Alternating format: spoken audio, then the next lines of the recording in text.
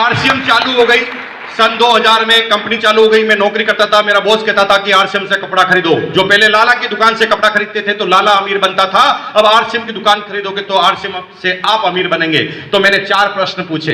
पहला प्रश्न पूछा, आरसीएम का तो कभी नाम नहीं सुना, हिंदुस्तान लीवर का सुना है, डिग्जाम का सुना है, ओसीएम का सुना है, रेमंड्स का सुना है, सियाराम का सुना है, आरसीएम का कपड़ा कभी नाम नहीं सुना।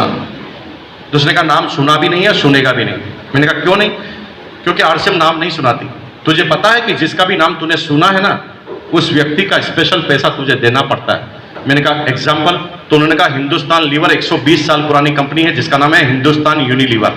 दुनिया के 180 कंट्री में काम करती है, इंडिया में भी यूनिलीवर काम करती है, और इंडिया में उसका साबुन का प्रोडक्ट है, उसका नाम है लक्स। क्या नाम है? लक्स साबुन जो है 70 साल पुराना साबुन है। लेकिन 25 साल 22 साल पहले ऐश्वर्या राय मिस वर्ल्ड बनी, दुनिया की सबसे खूबसूरत महिला का खिताब जीता। तो लक्स कंपनी का जो डायरेक्टर है ना, वो ऐश्वर्या राय के पास गया।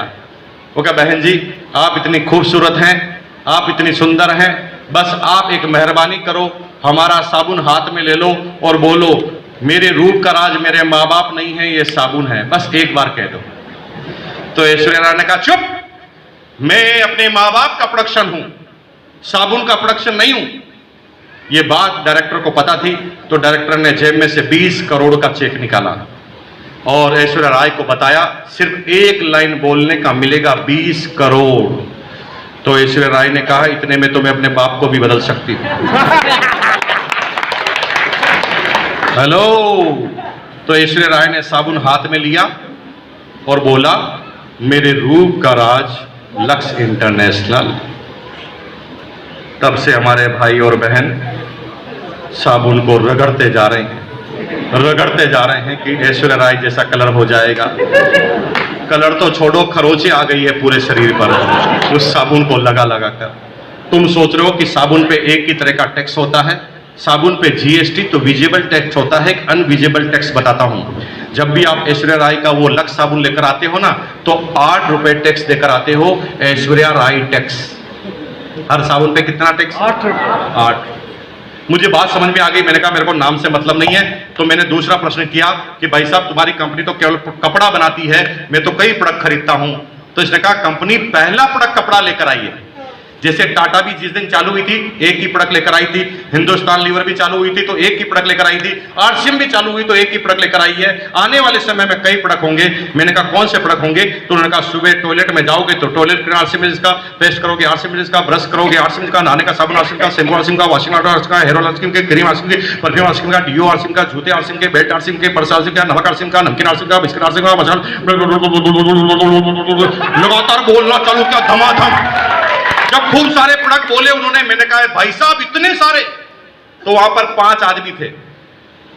जब इतने सारे 250 प्रोडक्ट उसने बोले थे तो 3 आदमी तो खी करके हंस रहे थे और मैं एकदम सीरियसली सुन रहा था। मैं सुन रहा था तो मैं यहां आ गया, वो खी करके गुटखा खा के अभी भी 40,000 की नौकरी कर रहे हैं। हेलो, इसे कहते हैं विजन। जब मुझे पता चला कि यस हो सकता है तो मैंने तीसरा प्रश्न पूछा क्वालिटी कैसी है? क्या पूछा? क्वालिटी कैसी है? तो मेरा अपलाइन कहता है क्वालिटी पूछने वाला बेवकूफ होता है। मैंने कहा क्यों? कि क्वालिटी पूछने का सब्जेक्ट नहीं है, क्वालिटी यूज करके चेक करने का सब्जेक्ट है।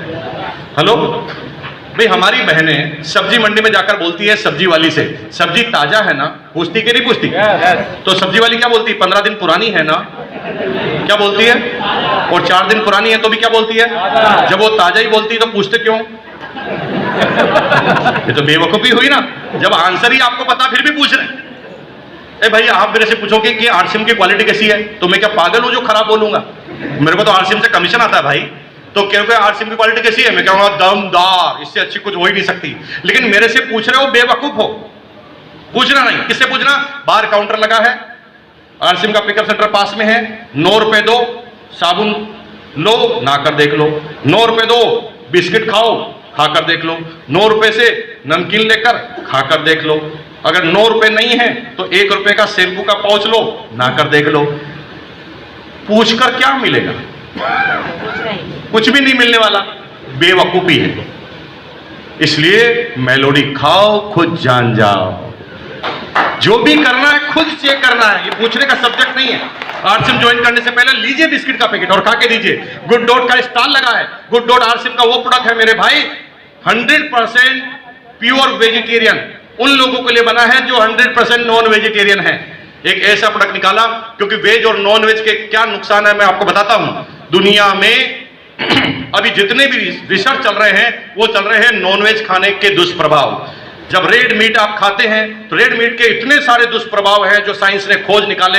हजारों तरह की बीमारियां आपके शरीर में पैदा करता है रेड मांस, लेकिन हम उसको खाते हैं टेस्ट की वजह से, हम खाते हैं प्रोटीन की वजह से।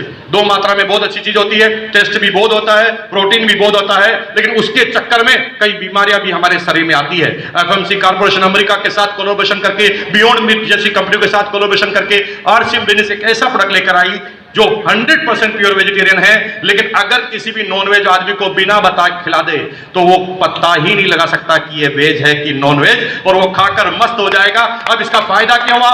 प्रोटीन उससे ज्यादा मिल गया और 100% प्योर वेज मिल गया, शरीर को बीमारियों से दूर भी रखा, प्रोटीन भी पूरा मिल गया। और मजे की बात है कि कंपनी ने आज एक डेमो स्टॉल लगाई है। बात कंपनी ने डेमो स्टॉल लगाई है। एक डाइट 150 रुपए में पड़ती है, 125 से 150 रुपए में पड़ती है जब आप घर पे बनाते हैं। लेकिन कंपनी यहां पर एक सब्सिडी रेट में आपको एक प्रोडक्ट अवेलेबल कराती है, चावल के साथ करी। जब आप वेज करी खाएंगे तो चावल के साथ उसे मिलेगी, और वो मिलेगी केवल 50 रुपए में। आज का खाना इसी को खाइए और आप पता लगाइए कि इस खाना खाने के बाद क्या होगा। तो अभी का अभी आज का आज प्रोडक्ट टेस्ट भी हो जाएगा और पेट भी बढ़ जाएगा, उल्टा पुल्टा खाने से भी बच जाओगे। बाहर स्टॉल लगी है, वहां थोड़ा खाना कम मिलेगा, तो आप एक आदमी लेके 3-4 बार लेना, क्योंकि सबका नंबर ही नहीं आएगा, बहुत कम बना है जैसा मुझे बताया गया है। लेकिन आपके लिए फ्री में वो काम रखा है, 50 रुपए मात्र आपको चार्ज देना। तो क्वालिटी खाओ, खुद जान जाओ। जब तक क्वालिटी आप यूज नहीं करेंगे तब तक पता नहीं चलेगा। आप जब वो नॉनवेज की करी खाएंगे जो 100% वेजिटेरियन है, तो आपको पता चलेगा कि आरसीएम की क्वालिटी क्या है। आज खा के जरूर जाना, दिमाग मत लगाना। क्वालिटी के बारे में प्रश्न पूछा तो मैंने चौथे नंबर पर प्रश्न किया, भाई साहब रेट क्या? रेट ज्यादा तो नहीं? क्या पूछा? रेट ज्यादा तो नहीं है? तो उसने कहा रेट का जवाब भाई साहब कंटेंट देते हैं। कार 2 लाख की भी आती है, कार 2 करोड़ की भी आती है। कार की रेट डिसाइड नहीं होती, कार में लगे हुए सामान से रेट डिसाइड होती है। शर्ट 100 रुपए का भी आता है, शर्ट 3000 का भी आता है। शर्ट के नाम से रेट डिसाइड नहीं होती, शर्ट में जो क्वालिटी है उसके नाम से रेट डिसाइड होती है। हेलो, सही कह रहा हूं कि नहीं? भाई एक कार 2 लाख रुपए की है, यहां से आप पटना जाओ, एक 2 लाख की कार लेके यहां से पटना जाओ, तो कार ऐसी ऑटोमेटिक होती है कि सोकर उसके काम नहीं करते।